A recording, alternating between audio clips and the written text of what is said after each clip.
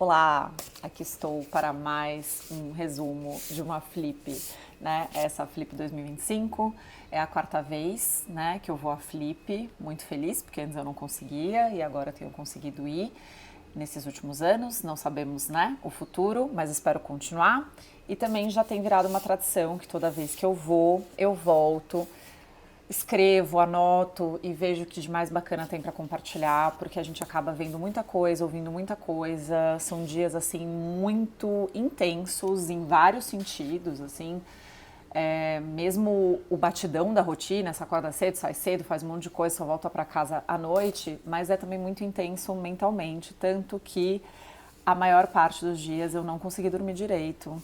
Eu chegava exausta no quarto, deitava na cama achando que eu ia dormir assim profundamente e ficava acordando de hora em hora, de tanto que eu pensava em coisas, de tanto que eu anotei em coisas, de tanto que eu queria pesquisar mais sobre determinados assuntos. Então, vocês estão vendo que eu estou um tanto frenética, porque eu juntei tudo aqui no meu computador, no meu querido caderninho, né? Porque eu sempre levo um caderninho para Flip, assim, um caderninho de um tamanho que caiba na minha bolsa e saio anotando bastante coisa. Fica uma coisa bem intensa mesmo. A minha escrita é um tanto meio amalucada, diria meu filho. Meu filho fala que não dá para entender nada, mas eu mesma entendo, consegui entender para fazer esse resumo, então eu usarei muito esse caderno, muito o computador, algumas vezes o meu celular, porque foram muitas as mesas que eu consegui acompanhar, não todas que eu gostaria.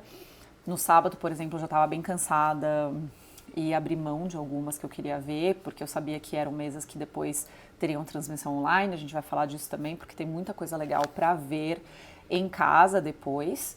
E, enfim, vamos começar, porque senão eu também separei aqui uns livros, como vocês podem ver, porque eu vou tentar entremear a nossa conversa com esses livros, com esses autores que eu já conhecia, autores que eu conheci lá, autores que eu li coisas antes, sabia que eles estariam lá e eu estava curiosa e fui ver o que eles tinham a dizer, e aí comprei o livro e quero ler logo.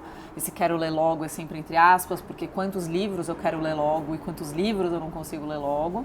Mas eu vou entremear a nossa conversa desse jeito, porque não é todo mundo que consegue ir a Flip. Tem bastante gente que mesmo não indo a Flip gosta de ver vídeos assim, mas muita gente assim, poxa, pra que eu vou ver um resumo de uma viagem, de um lugar que eu não vou, eu não sei, eu não acompanhei? A verdade é que eu acho que essa conversa sobre a Flip, ela é uma oportunidade de falar bastante sobre literatura, bastante sobre escrita, né? É só mais um motivo, é só mais um evento que fala disso. Mas ele acaba aglutinando muita gente interessante e eu acho que pode sair bastante coisa legal dessa nossa conversa. Espero eu. Mas antes de eu desembestar, falar aqui tudo que eu quero falar, só para contextualizar, só para lembrar qual é a dinâmica da Flip, né? A Flip, essa festa literária de Paraty, ela tem uma programação oficial que acontece numa tenda que é construída no centro histórico, então num lugar super bonito, do lado da Igreja da Matriz. Eles constroem uma tenda enorme que serve de auditório. Para você entrar lá, você tem que pagar um ingresso. Mas, se você não consegue esse ingresso, você pode acompanhar na tenda que fica ao lado, que é uma tenda aberta, que tem uma transmissão online. E estava cheia. Eu acho que uma grande característica da Flip desse ano para mim foi a quantidade de gente que eu vi por lá circulando, mais do que em qualquer outra edição, eu diria, né? Mesmo na primeira edição em que eu fui, que era 2022, que foi uma mistura de Flip com Copa do Mundo, tinha bastante gente, mas eu achei que essa estava muito mais cheia e mais cheia de gente acompanhando a programação. Porque Paraty é um destino turístico por si só, né? Então tem muita gente que vai à cidade não por causa da Flip em si, por causa de outros atrativos, né? Tem a praia, tem vários passeios de barco e tudo mais. Mas eu senti que tinha muita gente acompanhando realmente a programação. Então essa tenda que fica aberta estava bastante cheia e é muito legal de ver, assim, gente acompanhando gente falar de livro, falar de escrita, né? Então você pode acompanhar dessa forma, mas para além disso, o centro histórico inteiro fica tomado pela programação de editoras ou de coletivos que alugam casas, que normalmente são lojas ou pequenos restaurantes, e aí elas ocupam essa casa durante os dias da Flip com as suas programações. Aí é tudo gratuito. O único desafio, e o desafio grande, é que esses lugares não comportam muita gente, né? São pequenas casas, são casas super charmosas, casas históricas que não têm uma super estrutura. Por exemplo, banheiro em Paraty, Deus, se você encontrou um banheiro que está funcionando, use. Ele não precisa nem estar muito limpo, mas se está funcionando, já use. Então, tem esse rolê de você, às vezes, querer em programações em casas dessas editoras que estão espalhadas e tá tudo muito cheio, dependendo do nome do autor que vai lá, uma das casas muito legais ali chamou Marina Silva, chamou Walter Hugo Mãe, que também participaram da programação oficial, mas também estavam nessas casas que são gratuitas. Então, eu acho que, claro, para quem quer comprar o ingresso, às vezes é caro, às vezes esgota, então o auditório principal não é para todos, né? Não comporta todos, e é uma pena. Mas eu acho que a Flip acaba sendo democrática quando a gente fala da Flip como um todo, da programação geral como um todo, porque você pode simplesmente ir a Paraty e conseguir acompanhar discussões maravilhosas, tudo gratuitamente. E eu achei que este ano eu acabei até marcando mais mesas dessa programação externa, vamos dizer assim, do que da programação oficial. Bom, então, cheguei quinta-feira, encontrei minha amiga Natália, que é sempre minha parceira nessas viagens da Flip. Ela já estava lá, já tinha acompanhado algumas coisas, mas nós juntas fomos para a minha primeira mesa, a mesa que eu queria muito acompanhar, que era na Casa Sete Selos. A Casa Sete Selos, elas são 7 editoras que se reúnem, porque é caro alugar coisas em Paraty, né? A gente pode imaginar que não é barato você alugar por tantos dias um espaço inteiro, o espaço de uma casa. E eles ocuparam o espaço, né? Acho que em parceria com uma loja super bacana que chama Flávia Aranha, uma loja com umas roupas lindas, de tecidos, né, naturais e tudo muito bonito. E é uma loja toda ocupada de areia, o que pode ser um desafio para você visitar, se você não quer ter areias no seu sapato, né? Areia no seu sapato. Mas é uma loja muito, muito bonita. E eles ocuparam o espaço de cima da loja. E a primeira mesa, ela era sobre, eu adorei o nome dela, que é a Aventura Gráfica dos Livros, uma conversa sobre experimentos no meio editorial. Como eu compartilho aqui com vocês, eu gosto muito desse aspecto gráfico do livro, né? Eu sempre comento, ou tento comentar com vocês os autores, os artistas, né, e os profissionais que trabalharam também no projeto gráfico. É algo que eu presto muita atenção, foi algo que eu fui atrás quando eu lancei meu livro, era uma coisa que eu fazia questão, foi uma coisa que eu investi, então é um assunto que muito me interessa, principalmente porque eu tenho muita vontade de fazer coisas por conta própria, né? Eu acho que um desejo grande que eu tenho nessa vida era poder ter uma pequena editora e publicar livro dos amigos e fazer de tudo um pouco, né? Eu sou essa pessoa que gosta de atuar em várias frentes e na Flip passada eu levei uma plaquetezinha com textos da newsletter, então eu fiquei mexendo no InDesign, fiquei chafurdando nisso, então é uma coisa que muito me interessa. Então eu queria muito ir acompanhar essa mesa, não só por causa do tema, mas das 3 pessoas que estavam lá, né? Então, Daniel Lameira, que já foi da Antofágica, já foi da Aleph, agora tá na Seiva. A Elaine Ramos, que foi da Cosac Naif, agora tá na Ubu. E a Lilia Góes, que também trabalhou para a Cosac Naif, trabalha para várias editoras, Ubu, Carambaia, faz vários projetos, ela é produtora gráfica, né? E eles conversaram sobre projetos que eles trabalharam, quais são os desafios, como é que eles fazem para traduzir, né, o espírito de um livro, o espírito de uma pesquisa, o espírito de um projeto para o projeto gráfico, para a capa do livro e tal. E eles mostraram livros super bacanas que eles fizeram, coisas experimentais, coisas de larga escala, coisas de pequena escala. Então, assim, foi muito bonito de ver, muito inspirador. Eu e a minha amiga ficamos, assim, encantadas, babando nos livros. Eles passavam os livros de uma mão para outra, assim. Um dos livros que o Daniel mostrou, né, o Daniel Lameira, foi esse, que é o primeiro da Antofágica, que é esse A Metamorfose do Kafka, que eu adoro. É um livro pequenininho, assim, e ele falou de como foi trabalhar, como foi pensar, assim, como era o primeiro livro, né, da editora. Eles pensaram todo o gosto, o sabor que teria essa editora a partir do projeto gráfico que eles iam apresentar pela primeira vez, né? E como foi trabalhar com o Lourenço Mutarelli, que ilustrou, ele fez um pedido, o Lourenço Mutarelli mandou um monte de ilustração que ele não sabia muito bem como usar, e aí ele contou como é que foram as decisões, né, para eles usarem essas ilustrações, assim, que às vezes vão no canto, às vezes vão no meio. É um livro lindíssimo, muito bem pensado, né, um grande clássico. Eu adoro ter essa edição, que foi aqui traduzida pelo PT Rissati e com o projeto gráfico da Giovanna Cianelli. Então, muito legal. Aí a Elaine Ramos falou, por exemplo, de um dos livros dela, que é esse Bartolomeu Escrivão, que eu gosto muito, que é do Herman Melville. E ele é da companhia, da Kozak Naif, né, da afinada Kozak Naif. Esse aqui foi um presente da minha amiga que estava lá comigo, inclusive.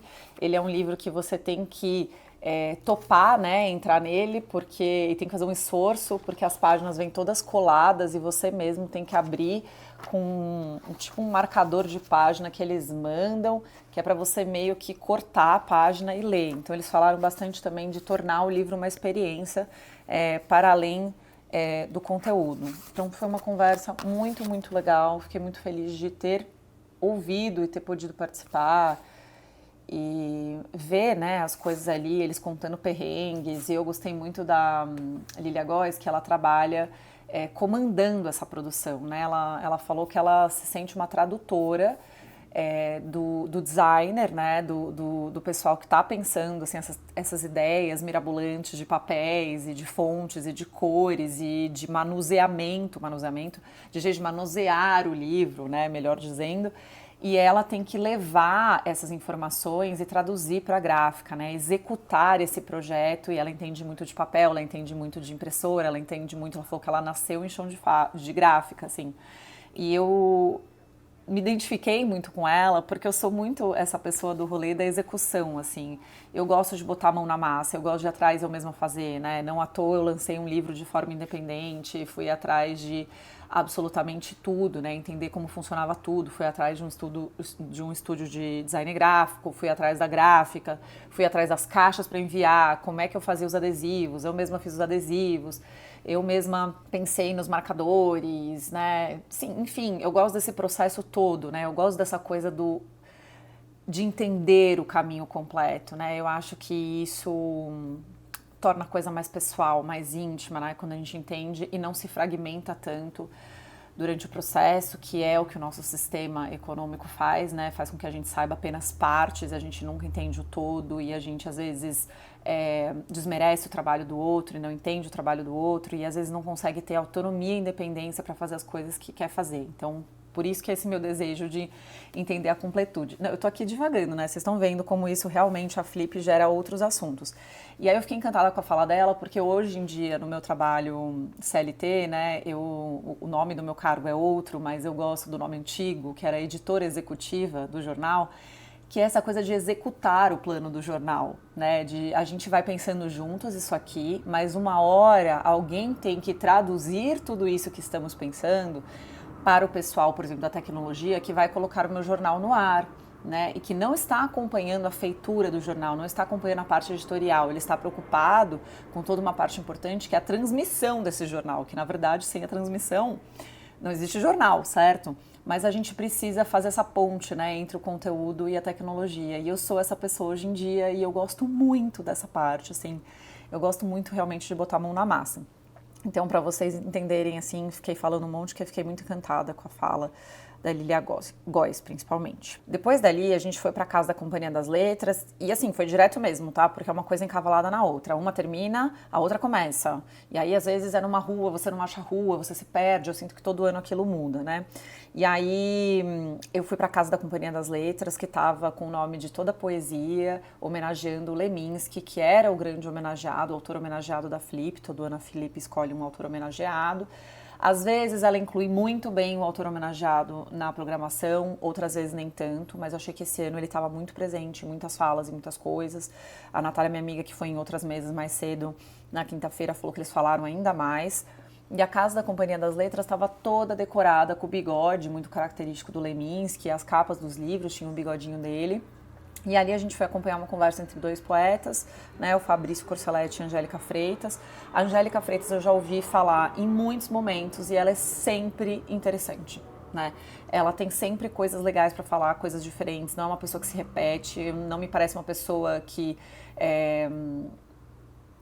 meio que decorou o que vai falar toda vez e sempre repete as mesmas histórias, porque eu acho que acontece isso com muitos autores, né? Eles são convidados para tantos eventos, falam tanto de tanta coisa, que acabam se repetindo e meio que assumindo uma persona, até para sobreviver nesses eventos, mas ela acaba sendo repetitiva. E não é o que acontece com a Angélica Freitas.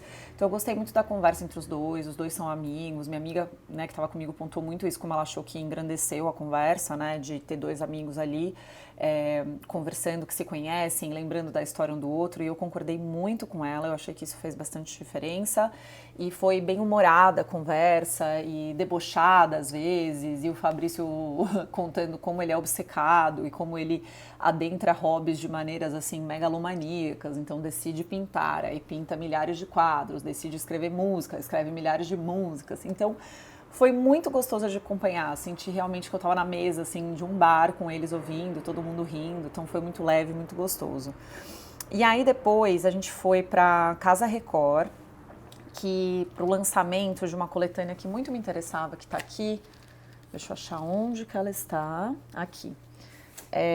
Porque tem professores meus que escreveram texto para essa coletânea, né? Essa coletânea chama Eu Escreve, vou mostrar a capa aqui para vocês, da Record.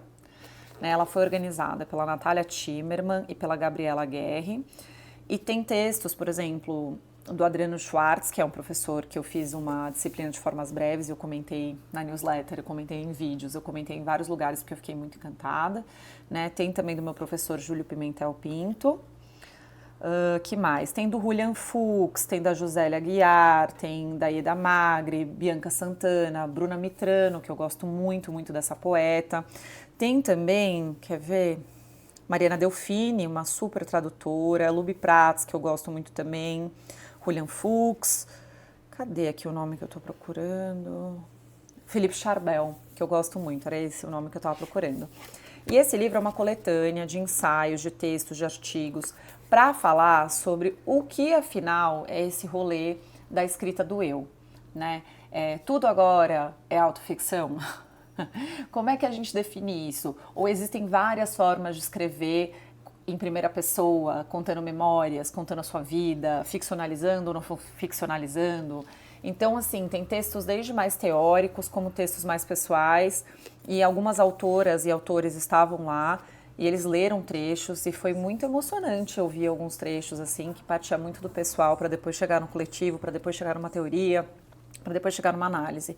Então, assim, eu gostei muito de acompanhar, fui, né, atraída por conta desses meus professores que estavam fazendo parte disso, mas foi uma conversa muito legal, achei muito bem executada, vendeu muito bem o livro, eu diria, né, porque me fez ter muita vontade de ler mesmo. Então, acho que vale a pena para quem está interessado mais nessas discussões hoje em dia sobre autoficção e afins, acho que pode ser bem interessante. Aí, né, não acabou, né? Parece que eu fui ver muita coisa, cada uma dessas mesas às vezes dura 1 hora ou mais, né? Aí você nesse meio tempo sai para comer alguma coisinha, vai tomar uma cerveja, almoçar foi muito difícil, a gente comia lanches, alguma coisa assim. Jantar a gente até conseguia, ainda que muito cheia a cidade, mas nesse meio tempo é tudo muito corridinho, assim, dá tempo de pegar um café, fazer um xixi e já ir para outra mesa, né? E aí, mais no fim da tarde, eu fui para a primeira mesa do auditório principal que eu queria acompanhar, porque até então vocês estão vendo que eu estava só acompanhando nessas casas paralelas, vamos dizer, e tudo gratuito, né? E consegui entrar com facilidade em todas. Mas aí, lá para 5 da tarde, tinha uma mesa que eu queria muito e pelo 4º ano eu consegui me credenciar pela newsletter, né? Então aqui minha credencial, que eu sempre fico muito feliz de mostrar. Credencial para jornalista é algo comum, mas eu fico muito feliz e orgulhosa da credencial pelo meu veículo, vamos dizer assim, né? Por um projeto meu, né, que eu tô fazendo. Então, eu tinha acesso a essas mesas, você tem que se organizar, não basta chegar e achar que vai ter lugar, porque tem só um pouco, né, algumas cadeiras reservadas para a imprensa. Esse ano tinha menos ainda, porque eu acho que eles deixaram mais para o público, né, o que é super justo. E, enfim, eu consegui entrar nessa do Sandro Veronese, que é um autor que eu estava muito empolgada para ir, porque eu recém terminei, né, o livro e falei desse livro, que é O Colibri. Né? Vou deixar a capa dele aqui. Deixa eu ver se tá dando, não sei se está estourando muito a capa. Ele é um autor italiano. Esse livro aqui saiu pela Autêntica Contemporânea e foi traduzido pela Carina Giannini, né? E foi vencedor do prêmio Strega dos 2020, que é um prêmio muito importante lá. E, cara, eu amei esse livro, é um super novelão, é uma saga familiar, a gente começa acompanhando esse protagonista Marco, que recebe a notícia do psiquiatra da mulher dele, do psiquiatra não, psicanalista da mulher dele, que fala que talvez ela possa matá-lo. E ele quer tentar tirar umas dúvidas para saber se a mulher dele está sendo sincera em tudo que está falando, para ele mesmo, psicanalista, saber se ele acredita ou não nessa ameaça. Então, assim, uma coisa muito despropositada, começa de um jeito assim meio de supetão, e aí de repente o psicanalista vai embora, mas você continua acompanhando essa história desse Marco que vai atravessar, assim, a vida dele inteira. Ele vai relembrar a vida dos pais, vai falar dos filhos, fala muito sobre criação de filhos, sobre relacionamentos. E o narrador, ele é bem-humorado, ele é sacana às vezes. E aí tem toda... Esse livro é todo entremeado com trocas de mensagens. Então, primeiro entre cartas, que era o que se trocava quando ele era mais jovem. Aí depois passam a trocar e-mails. Aí depois passa a ser mensagem de WhatsApp. Tem também trechos de ligações. Então, eu achei assim, uma estrutura muito interessante, um livro muito cativante, muito solar, mesmo que tenha muitas tragédias. É um livro que trata de muitas tragédias pessoais, né? E eu gostei muito desse livro, então foi assim que eu, né, cheguei para ver essa mesa do Sandro Veronese. Eu gostei da mesa, eu gostei do que ele falou. Ele era um autor que muita gente queria ouvir, né? Eu sentia que muita gente tinha lido Colibri, e recentemente ele lançou um outro livro aqui no Brasil também chamado Setembro Negro. Tô vendo que o tempo ainda tem tempo de bateria. Mas enfim, muita gente, né, foi ali com o desejo de vê-lo, e ele estava dividindo a mesa com Pedro Guerra. Eu acho que acaba, às vezes, quando tem um autor internacional que está sendo muito celebrado no momento, às vezes o autor nacional, se não é tão conhecido tanto, eu acho que pode ficar um tanto escanteado da conversa. Eu achei que foi o que ficou, né, que o Pedro Claro foi incluído pela mediadora, que era a Gabriela Maier. Ela foi super gentil com ele me pareceu um cara super interessante, eu não li nenhum livro dele e tudo mais, mas eu acho ali que acabou ficando desequilibrado. Eu já vi isso acontecer em outras edições também. Teve a edição da própria Annie Ernaux, que a Annie Ernaux estava dividindo a mesa, se eu não me engano, com a Verônica Stiger. E assim, a Verônica é ótima, acompanho o que ela escreve, né? Tô lendo o livro dela, Krakatoa, mas ali com a Annie Ernaux ficou muito ofuscada, né? Então, sim, fiquei pensando nisso, gostei da mesa, mas fiquei com vontade de saber mais do Sandro. Ele estava em outra mesa, ele foi mediado pela Cláudia Lamego, numa dessas casas paralelas, mas eu não consegui acompanhar, infelizmente. Fiquei muito curiosa para saber, depois vou até perguntar para a Cláudia, que eu adoro a Cláudia Lamego, para saber como é que foi essa conversa com o Sandro Veronese. Bom, depois desse dia muito intenso, né, eu me recolhi, fui descansar, até porque na sexta logo cedo tinha um evento muito legal, que a gente estava muito ansioso para ir, que era a mesa que a Kanucha Barbosa, minha grande amiga, participou, para falar sobre o livro dela, né? Então aqui está o livro dela, quando eu olho para trás, que é essa edição super bonita, essa capa super bonita, né? Que vamos honrar aqui o trabalho, porque a Kanucha ficou super feliz de conseguir essa pintura para capa Giovana Souza, projeto gráfico Mariana Fodra. Então, muito, muito legal. Ele foi publicado pela Labrador, que era quem estava conduzindo, né? A editora Labrador estava conduzindo essa mesa lá na Casa Aleph. E eu vou ler aqui o nome dos outros autores que participaram junto com a Kanucha, que foi a Thaís Fagundes, que escreveu um livro chamado Bergamota, um livro infantil. A Betina Muradas, autora de A Última Sentença, que é um livro de mistério, crime. E o Diego Madureira, autor de Alfa Hélice, um livro de ficção científica. E eu achei assim que foi uma conversa muito interessante. Eu não conhecia os outros autores, mas foi uma combinação assim de gêneros tão diferentes, né? A Kanucha, ela escreveu crônicas, esse é um livro biográfico que tem crônicas super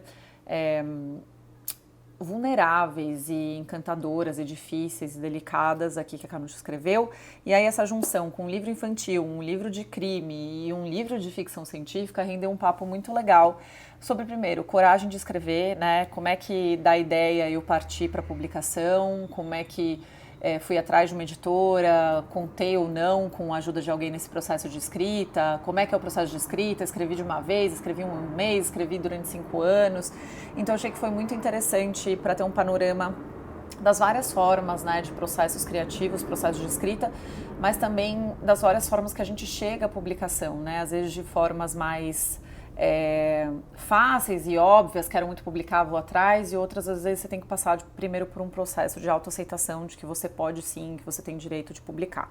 Então foi muito, muito legal, né, para deixar registrado aqui. Vocês com certeza também estão vendo imagens dessas mesas e de tudo que eu tô falando, porque eu fiz várias imagens, né? Claro, para vocês, né? Não tanto quanto eu gostaria, porque andar pela Flip, andar por Paraty, filmando, um grande desafio. Gente, eu louca aqui, fui passar o dedo na tela do computador, como se fosse touch. Não é touch, meu computador não é touch, enfim. Tô virando tipo aquelas crianças, né, que já nascem sabendo usar o celular.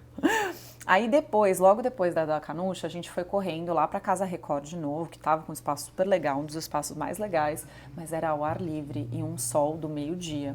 Mas mesmo assim eu resisti, eu fui atrás dessa casa porque essa autora que estava participando lá, junto com a Mariana Delfini, que é a tradutora do livro dela, que é a Nege Sino, deixa eu pegar o livro dela aqui, tá embalado ainda, eu tô mantendo os livros que eu ainda não comecei embalados para preservá-los, mas esse aqui logo será aberto porque eu quero muito, muito ler, mas espero que não dê muito reflexo.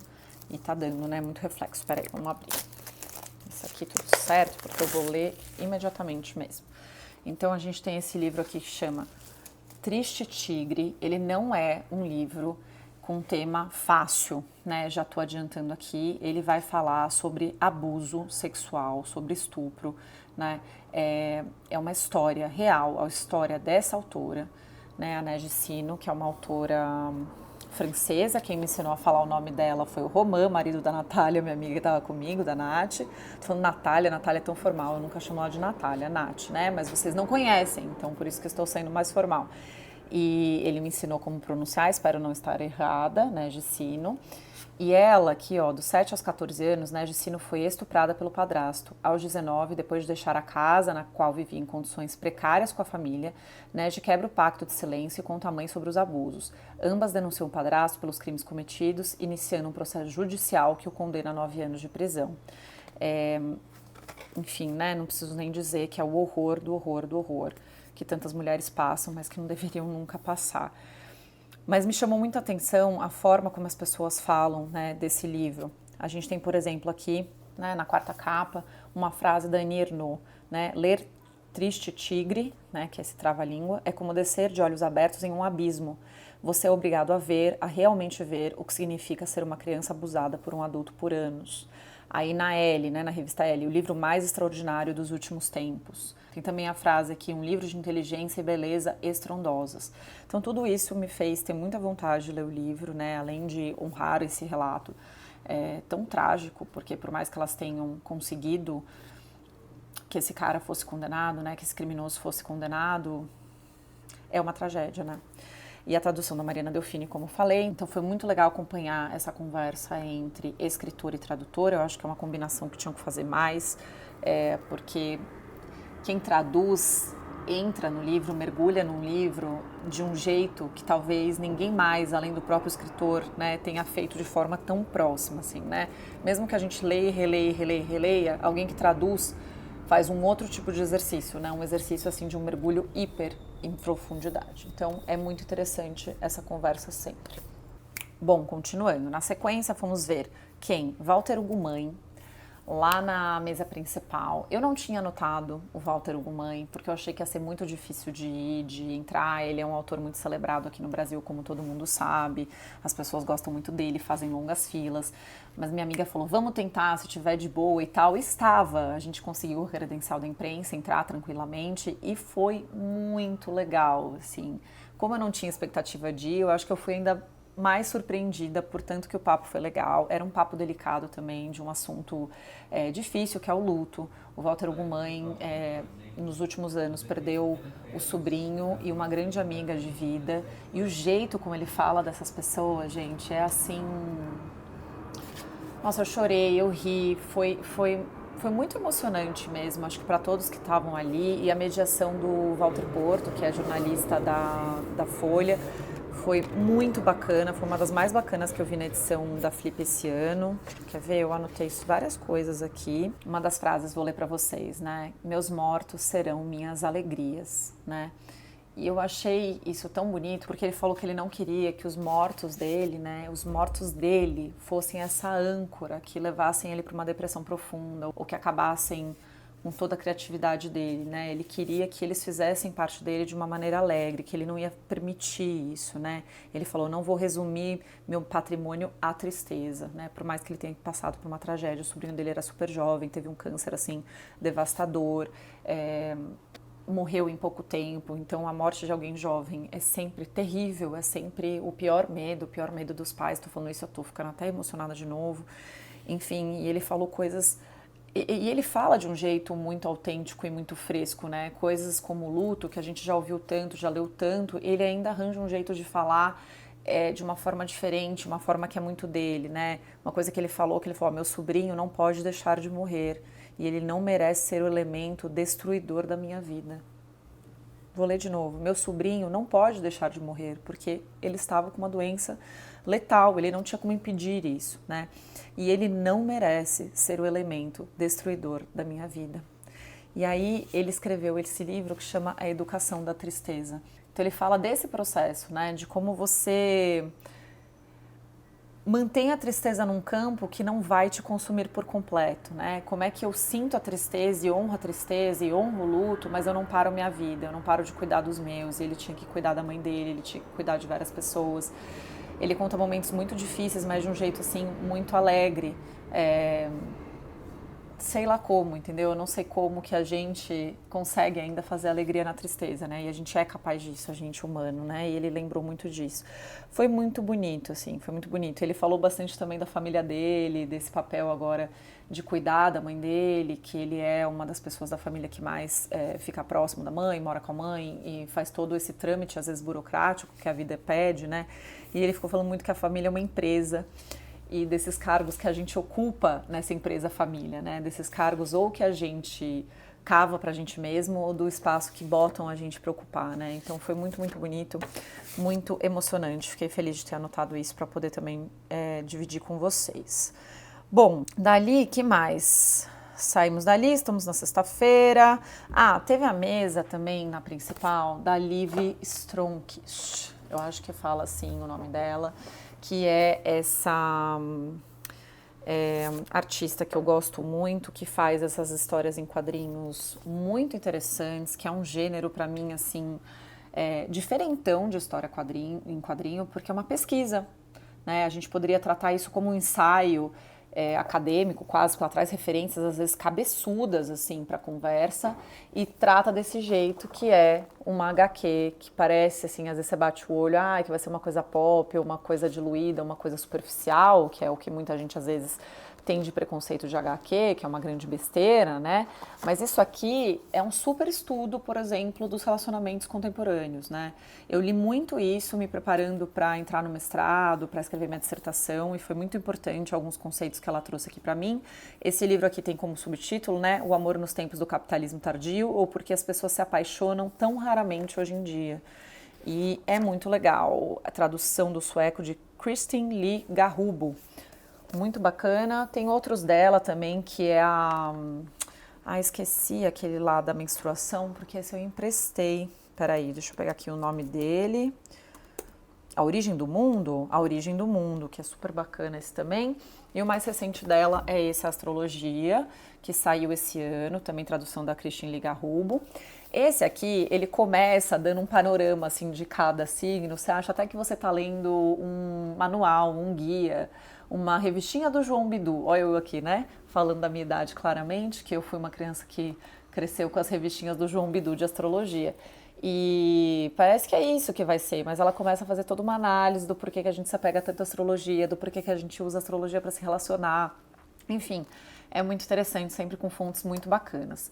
Ela é uma autora que eu gosto muito, que eu queria muito ver à mesa, assim como Sandro Veronese, mas eu achei ali que a liga entre ela, a outra autora que estava ali, que era a Giovanna Madalosso, e a mediadora, que era a Nani Rios, não sei, eu achei que não entrou numa sinergia. Talvez porque também a Liv, vou chamá-la assim, não por conta da intimidade, mas porque o sobrenome dela é difícil de pronunciar, ela me parece uma pessoa também mais introspectiva, mais na dela, mas eu achei, assim, que os assuntos entre as duas autoras não tinha tanta ligação, são trabalhos muito diferentes, temas muito diferentes, e talvez a mediação tentasse encontrar um campo ali comum, mas eu não acho que tinha muito campo comum, e tudo bem, poderia ter ido justamente pelas diferenças entre as duas, né?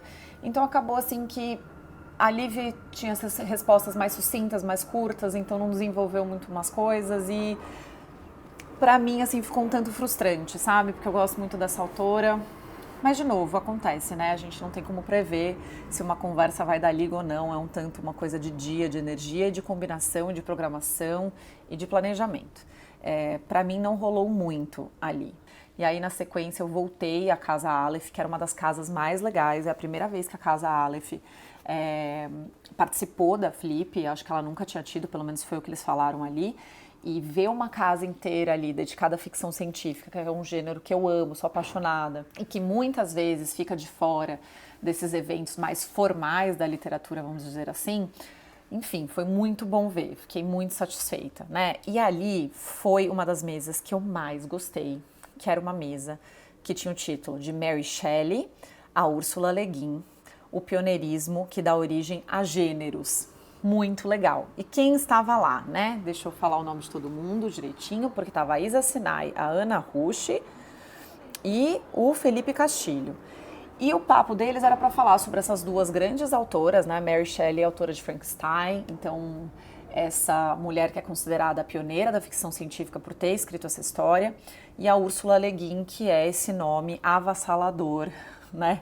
Que tem essa escrita hiper refinada, hiper recheada de questões políticas, né? E que para mim eleva demais assim o gênero da ficção científica a algo que já era muito bom, mas eleva para algo maior ainda, né? E eles conversaram muito sobre isso. E eu achei que eles trouxeram apontamentos excelentes, né? Foi na verdade uma aula. Eu sempre gosto de ouvir a Isa, a Ana Rush, o Felipe, confesso, eu sabia, né, de nome, mas não conhecia o trabalho dele, mas foi legal acompanhar lá de perto. Então, elas, né, a Isa primeiro questionou esse conceito de pioneirismo, que ela falando que não gosta muito desse termo, como se fosse alguém, assim, genial, que brota do chão já genial, como se tivesse apartado do mundo, né? E na verdade a gente é sempre fruto de alguma coisa, a gente é sempre o resultado de um contexto socioeconômico, cultural, enfim. Então foi muito legal ela falar isso. A Ana também adentrou a conversa nesse mesmo ponto que a Isa estava puxando, falando que essas pessoas, na verdade, são para-raios, né, de tudo que está acontecendo, assim. O mundo todo está vivendo uma certa mudança de paradigma, de pensamentos e tal, e algumas pessoas acabam captando, né, esse sentimento e traduzindo para alguma coisa e para obras, assim, eternas, por exemplo, como é o caso de Frankenstein e a Ursula Le Guin, que agora tem sido mais lida aqui no Brasil, com certeza, mais publicada, e que é a autora, por exemplo, de A Mão Esquerda da Escuridão, que foi o primeiro livro que eu li dela e fiquei absolutamente fascinada. Depois eu li Os Despossuídos e também fiquei fascinada. Aí eu li os 3 livros de Terra Mar, que também são maravilhosos. Ela tem aqueles livros que são coletâneas, né, de ensaios, Sem Tempo a Perder, eu acho que chamam deles. Eu tô falando tudo meio de cabeça, tá? Eu tô olhando aqui pra cima porque eu tenho livros dela aqui em cima. Eu tenho coletâneas em inglês que eu quero muito ainda mergulhar.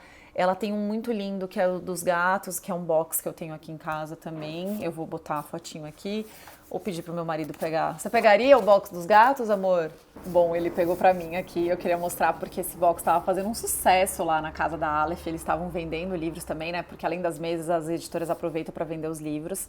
E ele é esse box tão lindinho, Gatos Alados, que tem a historinha desses gatos. Então tem Jane sozinha na cidade, o incrível Alexander, o retorno dos gatos alados, e deixa eu lembrar do último, gatos alados, né? E eu ganhei de Dia das Mães, meu filho adorou, a gente ficou lendo, é muito legal, me lembra as histórias que a minha tia Lara, muito gateira, me contava, porque ela dava nomes assim para vários gatinhos e as histórias eram sobre esses gatos que ficavam circundando a casa de verdade ou não, né? Então, é uma autora maravilhosa, então foi muito legal ouvir falar, gente primeiro, que entende muito, né? Estamos falando de pesquisadores de ficção científica, gente que entende pra caramba do assunto, que trouxe panoramas, que trouxe perspectivas para a ficção científica a partir de agora, com todos os desafios da realidade, né? Porque a gente conversou muito lá nessa mesa sobre pensar um futuro numa época que tudo parecia impossível de acontecer e agora que parece que tudo de mais horrível que a gente imaginou que poderia acontecer, aconteceu mesmo, né? Então, quais são as possibilidades a partir daqui? Mas foi muito, muito legal. Eu saí assim felicíssima, efusiva, assim, cheia de ideias, anotando coisas e cada vez mais apaixonada por Ursula Le Guin, né? Tá meio escuro aqui, deixa eu... Acho que assim tá melhor, né? Tava muito, muito escuro. Deixa eu só pegar também a sacola. E eu vou parar de chamar meu marido, porque ele já me adiantou que ele quer dormir. Bom, voltei. Vou deixar o microfone solto aqui mesmo, para ficar mais fácil, porque eu tô sentindo que vou querer pegar várias coisas ainda para mostrar para vocês. Mas aqui nós temos a sacola da Aleph, que você ganhava se você comprasse um determinado valor, né? Então aqui Androids Sonham com Ovelhas Elétricas, né? Do Philip K. Dick, maravilhoso, Blade Runner, né? Como conhecemos após o filme. Então muito linda, fiquei muito feliz, porque eu ganhei isso aqui porque eu comprei este box, né? Eu queria muito a sacola, confesso que eu fui motivada a comprar por causa da sacola, veja só como funcionam, né? Essas estratégias de marketing. Mas quando eu vi que tinha o box do Jurassic Park, eu falei, pronto, tá feito, tá justificado. Por quê? Porque nessas férias a gente fez uma maratona de filmes do Steven Spielberg, né? A gente, tô falando eu, meu marido e o Joca. A gente começou com Tubarão, porque se estávamos na praia, como não ver o filme Tubarão e apavorar meu filho com a possibilidade, né? Bom, ele amou o filme Tubarão, pediu para ver mais filmes do diretor, e aí a gente foi rever Jurassic Park, que ele tinha visto há muito tempo. Não tinha gostado, porque, claro, ele ficou com medo. Mas depois ele amou e quis ver tudo que já existia desta série, né? Porque virou uma série esses filmes. Nem todos são bons, como a gente sabe, mas o primeiro é maravilhoso. E aí eu decidi comprar esse box, que tá lindo, deslumbrante, né? Tô vendo aqui os créditos, a gente tem aqui a capa do Pedro Inou, nunca sei falar, né? Pedro Inoue, mas acho que é Pedro Inou. E o projeto gráfico, a diagramação do desenho editorial, muito, muito bonito. Deixa eu ver aqui a tradução. A tradução é da Márcia Men, muito, muito legal, né? Olha esse trabalho, capa dura. Então temos esse que é o Jurassic Park e esse que é o Mundo Perdido, né? Então eles formam um parzinho assim. E estamos muito felizes para começar. Joca falou que já quer começar a ler à noite, mas a gente tá lendo um outro. Na verdade, a gente tá lendo Pedro Bandeira, Os Caras ainda. Então, assim que acabar, a gente vai começar a ler Jurassic Park. Continuando, se eu não posso parar, porque se eu parar, gente, tem tanta coisa ainda pra falar. Aí eu saí da casa Aleph e aí eu fui para uma mesa, digamos assim, alternativa. Não vou chamar muito de mesa, porque não era bem uma mesa, não era bem numa casa, né? Foi muito legal. Eu fui numa vermuteria. Eu nunca tinha ido numa vermuteria, eu não sou uma pessoa das que mais bebem, assim, bebidas alcoólicas. Confesso que eu nem sabia o que era vermute exatamente. Talvez tenha tomado misturado outros drinks, mas tomado, assim, mais puro, nunca tinha tomado. E aí, o legal da Flip é que, para além desse centro histórico, dessas casas, dessas editoras maiores, tem também um rolê independente, que é um rolê que muito me agrada. Porque, de novo, já falei antes, né, da publicação do meu livro, que foi uma publicação independente e tal. E aí eu fui atrás dessa mesa porque era o pessoal da Lote 42, né? Deixa eu só falar os nomes certinhos aqui de todo mundo que participou. Foi um bate-papo com a Cecília Arbolave, com o Gustavo Piqueira, que é da Casa Rex, que é o estúdio né, gráfico, de design gráfico, que fez o meu livro. Então, este projeto aqui é da Casa Rex, esse projeto lindo, essa capa linda. Este é o livro da newsletter, coletânea. Eu não costumo mostrar sempre, porque ele é um livro que eu fiz, financiamento coletivo, e ele está esgotado, né? Eu fiz uma primeira leva, esgotou, fiz uma segunda leva, esgotou. E ele é um livro todo colorido, né? Eu pedi para o Gustavo que eu queria uma coisa toda charmosa, assim, e ele fez essa capa linda, pensando, né, que a newsletter e o livro chama Queria Ser Grande, Mas Desistir. Eu gostei tanto dessa capa que eu pedi para ele não botar o título do livro e nem o meu nome aqui. Eu queria que o projeto ficasse íntegro. Enfim, gente, fotinho aqui. Deixa eu mostrar o índice para vocês, que ele também é muito bonito, o índice. O índice é assim, ó. Olha que charmoso o índice, né? Dos ensaios, das crônicas, das resenhas. Muito legal. Então eu fui atrás da Cecília Arbolave, que eu gosto muito, da Lote 42, do Gustavo Piqueira e da Bianca Muto, que é da Pingado Press, que é uma editora também artesanal, mas que já não está mais produzindo, né? Pelo menos nesse momento não está produzindo. E lá eles falaram muito sobre a verdadeira face de uma editora independente, né? Que é participar de todos os processos, né? Então, de novo, você poder botar a mão, não dessa forma controladora que tá parecendo, porque eu sou uma pessoa controladora mesmo, mas assim, poder ter o prazer de acompanhar cada etapa do livro, do começo até o fim, é o prazer da editora independente. Mas tem várias, né, coisas punk, tem falta de grana, falta de possibilidades, desejo de fazer coisas enormes, mas não ser possível. Mas eles falaram muito de quase essa militância que é você fazer o livro que você está imaginando e ver ele sair do jeito que você pensou e tudo mais, e que prazer que é, né? E aí a Cecília estava lançando lá o livro, cadê? Esse aqui, ó. Desculpa, está no plástico de novo. O livro de fazer livros, e ele é assim, eu folhei lá antes, né? Vamos abrir esse aqui também, porque vocês estão vendo que eu cheguei da Flip e não consegui organizar as coisas, né? Esse livro encantador dele é que ela vai dar dicas para quem quer produzir o seu próprio livro, né? Então, produção gráfica para edições independentes, é para quem quer realmente colocar a mão na massa. E aí, quando ela fala sobre papéis, ou sobre cortes, ou sobre tipo de cor, tipo de impressão, você pode sempre ter exemplos dentro do próprio livro. Tem papéis diferentes o livro, entendeu? Que pena que vocês não estão conseguindo folhear junto comigo, porque vocês iam perceber isso só de encostar a mão. Então vai ter, por exemplo, assim, você pode fazer uma textura, tipo a que tem na página 55, entendeu? Então acho que isso é muito útil, muito prático para quem tem vontade, né, de fazer coisas por conta própria, que é muito um desejo meu também. Bom, lá nessa vermuteria que chama La Finca, né, que eu acho que eu esqueci de dizer, eu tomei um drink muito gostoso, que era um vermute com algumas coisas, eu não sei, chamava Mata Atlântica, eu não vou lembrar o que tinha exatamente, vocês estão vendo que eu sou péssima para descrever bebidas, mas comi um lanchinho lá, tava uma delícia, foi um clima gostoso, era numa parte um pouco mais afastada do centro histórico, então era um rolê independente real, assim, sabe? Tipo, uma resistência a grandes coisas, grandes editoras que são muito legais, muito bacanas e tal, mas nem sempre abrem espaço para trabalhos assim menores e mais autorais, e aí às vezes a gente realmente precisa ir beber nessas editoras independentes que têm feito coisas muito, muito, muito legais, né? Eu defendo muito esse rolê independente, a gente tem que conhecer mais e mais em feiras, e que são coisas que eu gosto muito de ir em feira de publicação independente, comprar zine, comprar pequenas publicações que provavelmente você só vai ter uma delas e nunca mais vai ver. E eu acho isso bacana demais, uma preciosidade, né? Um tesouro. Bom, voltando desse rolê, ainda deu tempo de ir lá no Centro Histórico ver uma galera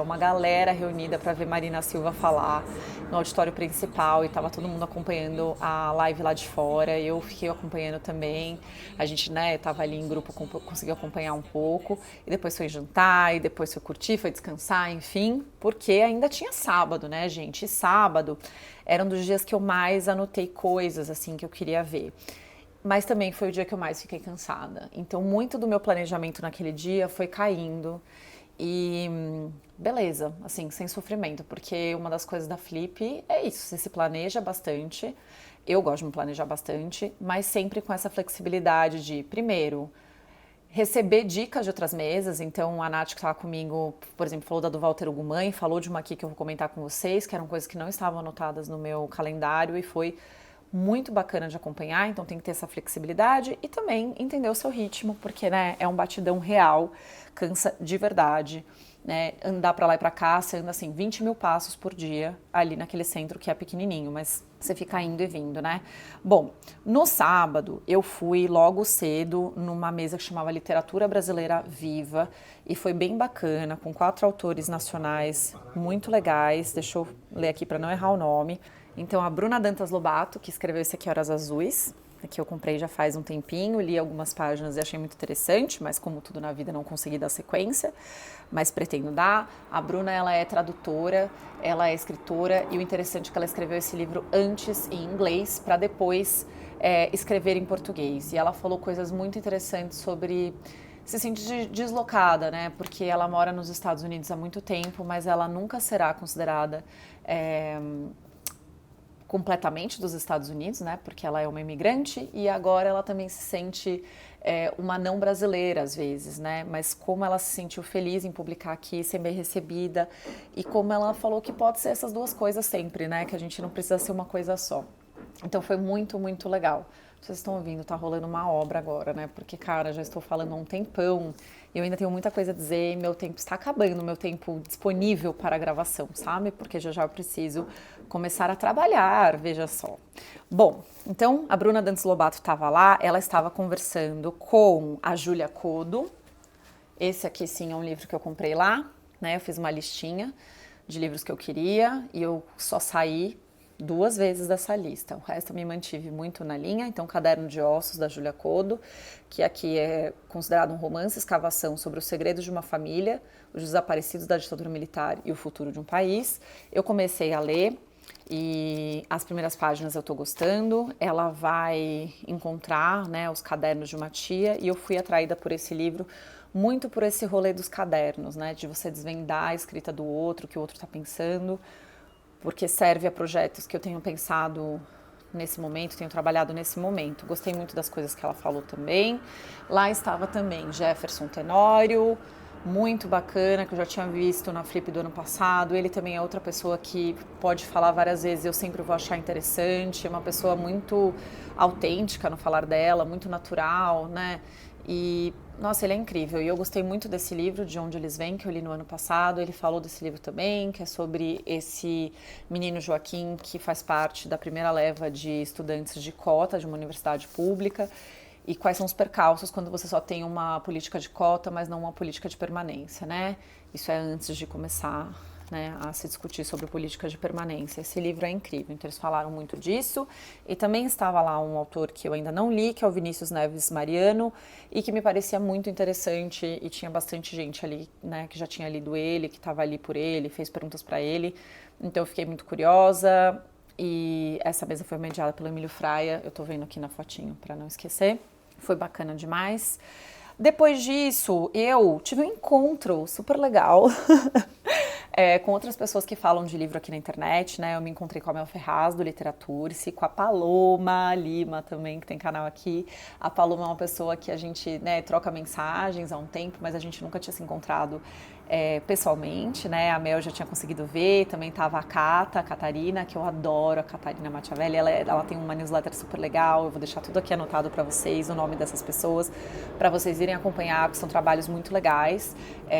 Tava junto com a Paloma também, amiga dela, que eu adorei, então foi um papo muito gostoso, com café, bolinhos, falando sobre produção de conteúdo, sobre o que a gente estava achando da Flip, e me senti muito acolhida ali, pessoas muito legais, me senti ouvida.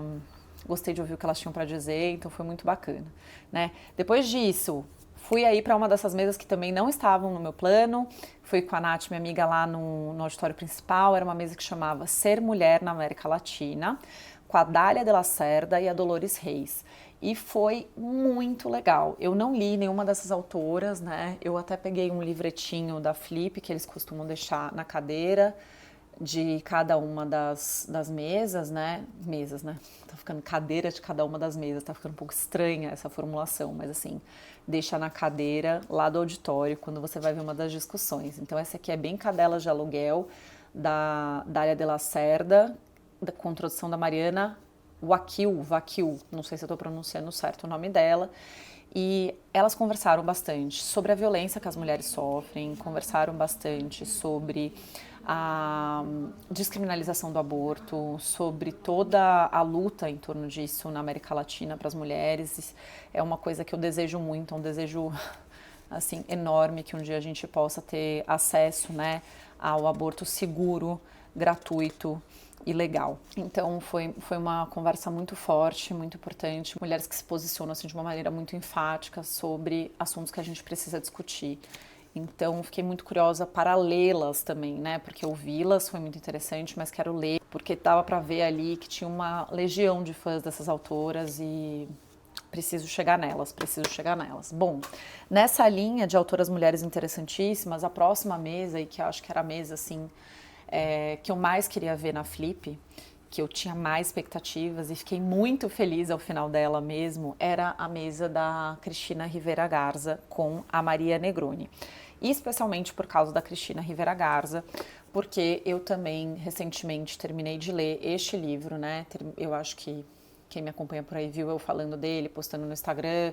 Eu escrevi uma edição da newsletter para os apoiadores sobre ele, que é esse, O Invencível Verão de Liliana, da Cristina Rivera Garza, da tradução da Silvia Massimini Félix, publicado também pela Autêntica Contemporânea.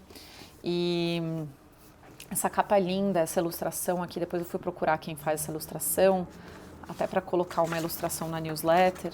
A ilustração aqui da capa é Maria Conejo, sem título, da série de sombras dela. Então, é um livro fortíssimo, ele é um livro que fala sobre a morte, na verdade, o assassinato da irmã da Cristina Rivera Garza.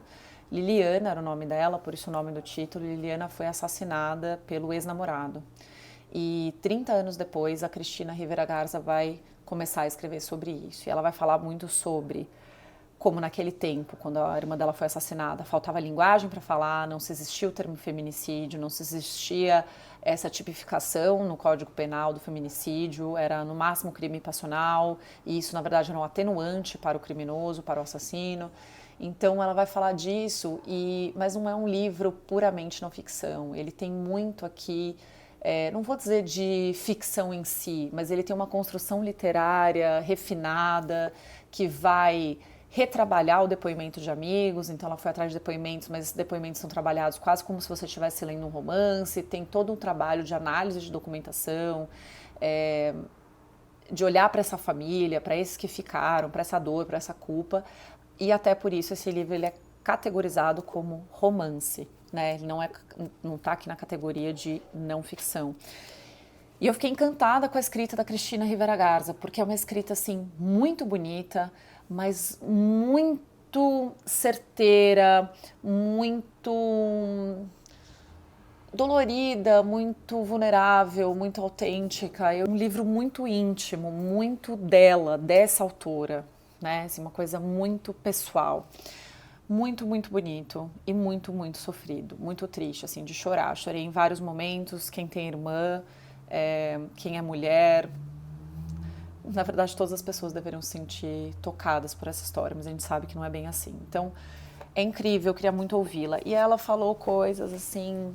Primeiro que ela é hiper simpática, sabe? Dessas, oi, como vocês estão? Eu tô bem, tô adorando Paraty, muito obrigada por estar aqui. Nossa, a gente fez um passeio de barco, comemos e bebemos muito, levem isso em consideração e tá. Então, assim, já deu uma quebrada ali com o público muito interessante. Quer ver? Coisas que eu anotei dela aqui. Ela falou bastante sobre raiva e usando a raiva como a raiva das mulheres especificamente, né, como força política literária e como forma também de subverter a narrativa predominante, né, a literatura como ferramenta de denúncia e ferramenta de impor um novo jeito de pensar as coisas, né? Fugir realmente desse jeito de ver as mulheres, de falar sobre feminicídio, de falar sobre relacionamentos abusivos, usar outras palavras, palavras que a gente vai escolher e não como vinha sendo, né? Porque se fala em feminicídio, se fala em mortes, mas autores homens ou autores que não só homens, mas autores mulheres também, que não viam horror nisso, ou como quando a sociedade achava que isso era normal em relacionamentos, que poderia acontecer, que era só um desvio, né? Agora não mais, né? A gente vai escrever com as palavras, que são as palavras corretas e denunciando o horror disso, né? Tem um trecho que ela leu, a Cristina Rivera Garza, que é um dos trechos mais poderosos ali do livro dela, que ela fala, assim, que a diferença entre nós mulheres e a Liliana é que a Liliana cruzou o caminho com o assassino. E a gente não, porque nós não estamos a salvo, porque nós estamos muito vulneráveis, né? E Liliana não fez nada de errado, né? Não tinha nada que ela pudesse ter feito diferente, porque não tem nenhuma justificativa para o que aconteceu. Ela não pediu nada disso, como nenhuma de nós pede nada disso, né? Se a gente cruzar o caminho com o assassino, não tem nada que vá nos proteger. Então, assim, é muito forte, muito difícil. Vários livros que eu falei aqui são muito difíceis, mas e acho que nós temos falado mais desses temas, né? E é importante ler sobre isso, pelo menos eu acho importante, eu gosto de ler e é muito sofrido, é muito dolorido, mas me faz pensar em coisas necessárias e jeitos de falar e jeitos de divulgar e conversar mais e mais com amigas para que a gente de alguma forma se proteja e mude o que der para mudar, né? Enfim, ela foi falando muito também de que a linguagem não se produz individualmente, né? A gente faz ela coletivamente. E eu acho que é isso que eu estou conversando aqui também, nessa tentativa de encontrar linguagens para o horror e para soluções, né? Porque também a gente só falar do horror e só falar das tragédias, a gente tem que buscar soluções, porque eu acredito muito em mudança, né? Ainda que demore, ainda que pareça que nunca vai vir, eu acho que a gente consegue mudar sim. Bom, foi uma conversa muito, muito interessante, eu fiquei muito impactada mesmo com isso, e se eu já estava cansada, depois de ouvir tudo isso, né, fiquei ainda mais exaurida e até um tanto introspectiva. Eu tinha anotado outras mesas para ir, eu queria ter ido na da Rosa Monteiro, não é uma das autoras que eu mais leio, eu li a ridícula ideia de Nunca Mais Te Ver. Eu gostei do livro, outros dela não gostei tanto. Tem um livro que ela faz, uma compilação, meio que quase uma mini biografia de várias mulheres importantes da história. Achei legal, mas nada demais. O Perigo de Estar Lúcida, eu comecei a ler um pouco antes da Flip, li umas 30, 40 páginas. Achei interessante, mas eu sei que ela é uma autora que as pessoas gostam muito, tenho amigas que gostam muito. Eu queria ter ouvido a Rosa falar ali no auditório principal, mas não dei conta. E também não dei conta de ver a mesa do Caetano Galindo com a Janaísa, né? E também com deixa eu ver o nome do autor aqui, Ricardo Araújo Pereira. Eu não vi a mesa ao vivo, mas quando eu cheguei aqui em São Paulo, eu botei a mesa deles para ouvir no YouTube. Porque isso que é legal, tudo que está sendo transmitido no auditório principal e também ali ao vivo na tenda, fica gravado no YouTube, né? Tem desde o áudio original, tem áudios com um tradutor falando, quando, né, a pessoa não é brasileira ou não fala português. E dá para você acompanhar tudo lá, fica gravado para sempre lá, dá para você ver de todas as flips, não sei desde quando, mas desde que a Flip começou a fazer a transmissão online, você consegue acompanhar. Eu gosto de fazer esse exercício de ver as que eu não, de ouvir, né, as que eu não consegui ver presencialmente, mas também rever as que eu gostei muito, né, porque é isso, algumas mesas, algumas falas, algumas conversas nos tocam assim tão grandemente que não basta ter visto uma vez, não basta ter anotado, parece que a gente tem que, né, igual criança que vê e revê desenhos, porque parece que tem que absorver algo ali que da primeira vez não conseguiu captar. Então, foi muito, muito legal. Tô olhando o tempo aqui, gente, esse vídeo tá ficando imenso. Então, eu recomendo a todos vocês que não puderam ir na Flip, têm interesse nessas coisas que eu tô falando, todas essas mesas têm a gravação, todas as principais, né, vou reforçar, nas casas paralelas isso não acontece, mas dá para as da mesa principal você acompanhar. Então, foi bem bacana. Bom, este dia de sábado terminou a gente indo numa festa meio aleatória que a gente caiu sem querer, foi tudo muito engraçado, então curtimos ali, né? Eu com os meus amigos que estávamos juntos, foi muito gostoso, mas eu já estava assim, só o pó da rabiola, fiquei muito feliz ao chegar no meu quarto, dormir. E no domingo foi um dia mesmo assim de despedida, já tinha que voltar, tinha que render minha sogra e meu sogro que estavam com meu filho todos esses dias, né? Porque fomos para Felipe, eu e meu marido, e Joca ficou com os meus sogros, então tinha que voltar. Porque a vida é assim mesmo, né? Uma hora as coisas acabam, a gente tem que voltar para a rotina. Mas ainda deu tempo de eu passear lá na livraria da festa, né, na livraria da Flip, porque para vocês verem, né, que além dessas tendas montadas, tem uma tenda bem bonita e legal montada com essa livraria da Flip.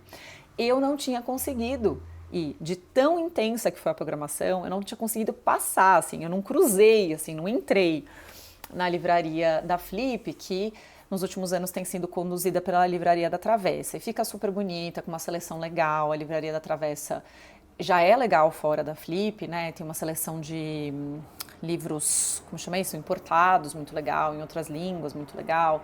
Então você via gente ali que não era brasileira, a gente viu um grupo de franceses passando ali, procurando livros também.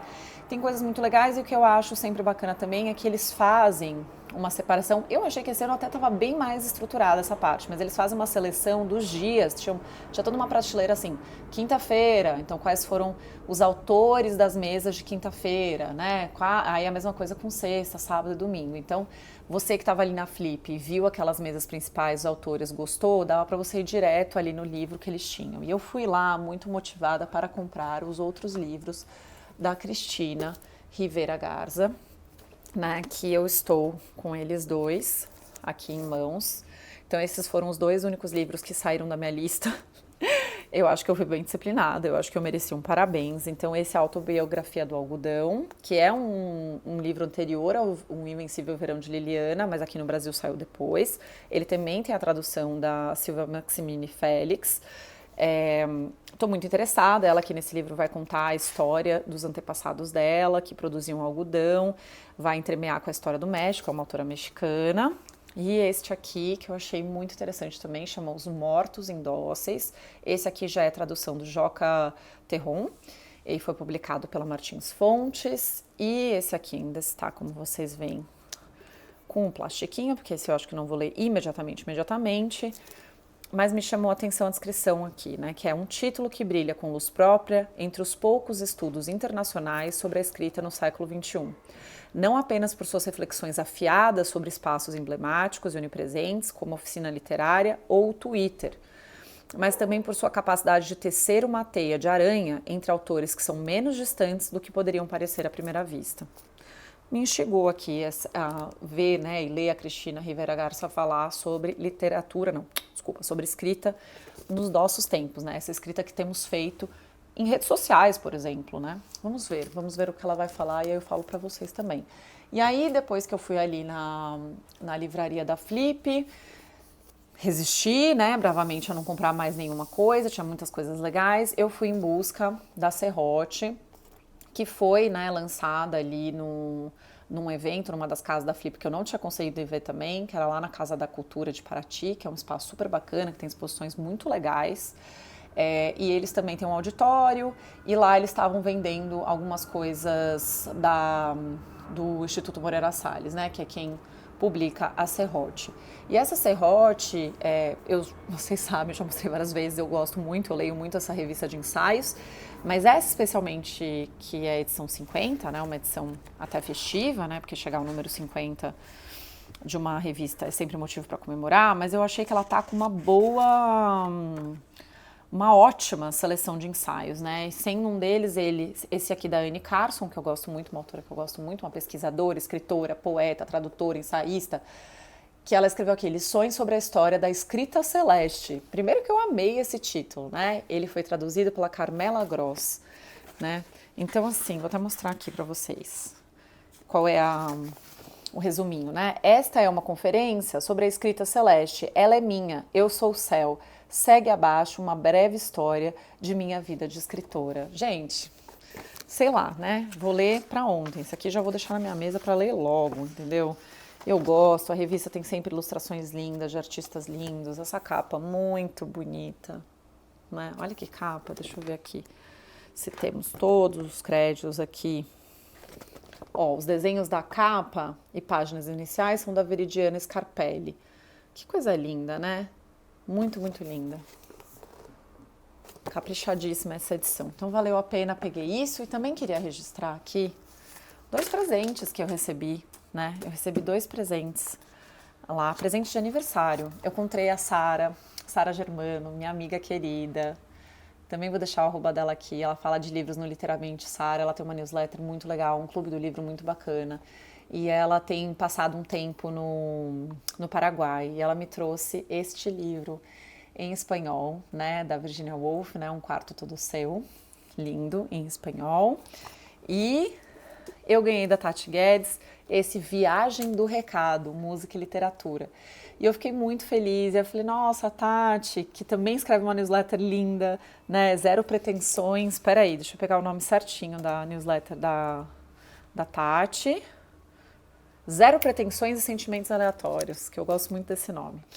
E eu falei para ela, nossa, que legal que você me deu isso, porque eu tenho gostado muito de escrever, assim, misturando algumas coisas de música. E ela falou, eu sei que teve aquela última newsletter, porque teve aquela newsletter que eu escrevi sobre aquele filme, O Amor à Flor da Pele, e eu misturei com uns trechos de música da Lucy Dacus, sei lá, vamos falar em português, Dacus, Lucy Dacus, que eu gosto muito dessa cantora e era sobre toda uma newsletter sobre o amor que não se realiza e tal, e eu misturei muito essa canção com cinema, que é um exercício que a Marcela, do Literatura Inglesa, faz brilhantemente, né? Ela escreve e analisa muito literariamente a música, a performance, e ela fala muito sobre isso.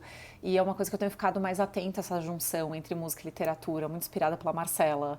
E muito legal receber esse livro, que é um livro publicado pela Companhia das Letras, do José Miguel Wisnik. E recém-saído, assim, um presentão da Tati. Tati, obrigada, sempre atenta, sempre carinhosa, sempre presente, assim. E esse é um dos grandes pontos altos, assim, da Flip, que é encontrar gente que a gente gosta, né? Que é encontrar gente que a gente não consegue ver sempre. E tá todo mundo numa euforia tão grande de estar nesse rolê literário intenso, falando só de coisas, né, que são nossa paixão. E ali é tudo levado muito a sério, mas também de um jeito muito leve e divertido, sabe? É meio uma coisa contraditória, assim, porque é um evento sério, mas a gente tá, assim, meio que bebendo uma cerveja, curtindo, falando um pouco, rindo um pouco, mas toca muito numa paixão, né? Toca muito num prazer, que é esse prazer da literatura, prazer da escrita. Então é muito legal, é muito divertido, é muito intenso, muito apaixonante. Eu sei que infelizmente não é um rolê que todo mundo consegue ir, porque se hospedar em Paraty é caro, são poucas as opções mesmo, por isso que a gente tem que acabar organizando muito antes, ir com mais gente para dividir a hospedagem, é todo esse rolê, né? Assim, imagina ir sozinha e tentar ficar lá no miolo é praticamente impossível, né? Assim, é para poucos mesmo. Mas para quem tiver oportunidade, eu recomendo. Eu gosto muito, gostaria de tentar ir todo ano. Vamos torcer para que mais e mais anos eu consiga fazer isso. E eu agradeço muito aos que ouviram até aqui, porque olha só o quanto eu falei. Eu espero, e na verdade eu tenho a sensação que eu não falei de tudo. Não, poxa, eu não falei mesmo de tudo. Eu não falei, por exemplo, que a Ana Rush escreveu esse Carga Viva, que era uma das pessoas que estavam falando lá na Casa Aleph sobre Ursula Le Guin e Mary Shelley. Esse aqui é um livro que saiu este ano, eu recebi muito gentilmente dela, tenho visto muita gente falar bem, assim, sou fã da Ana, então faço questão de mostrar. Outra coisa que eu recebi na Filipe, a Zine, da Isa Sinai, que escreve essa newsletter da Janela, uma das newsletters mais bacanas. Eu gosto muito da Isa, ela também estava lá na Casa Aleph, então, gente, ó, vou deixar até o QR Code, se vocês botarem aqui, vocês conseguem assinar a newsletter dela, olha só. Mas é isso, gente, eu acho que eu falei, não sei quanto eu falei, não sei quanto tempo vai ficar esse vídeo, talvez seja um dos maiores que eu tenha feito até então, mas eu acho que sempre vale a pena quando a gente tá falando, assim, né, de coisas tão diversas, deu pra dar um bom panorama de tudo que eu vi, de tudo que eu queria ter visto, e de como, principalmente, é intenso e bacana e tudo mais, esse evento. Vou parar de me repetir, porque senão eu vou falar várias vezes que a Flip é legal demais. Vou encerrar por aqui. Obrigada a todos, principalmente aos apoiadores dessa newsletter, que sempre recebem o vídeo primeiro, recebem edições especiais, edições mais íntimas. A newsletter é queria ser grande, mas desistir.substack.com. Assine, venha acompanhar. Lá é meu carro-chefe, a escrita é meu carro-chefe, ainda que eu goste muito de fazer vídeo, né? Porque meu rolê CLT, meu trabalho jornalista CLT, é com vídeo, né? E edição de vídeo também é uma coisa muito gostosa, roteiro para vídeo é uma coisa muito gostosa, mas me segue lá na newsletter, que é legal pra caramba também. Então é isso, um beijo e até a próxima.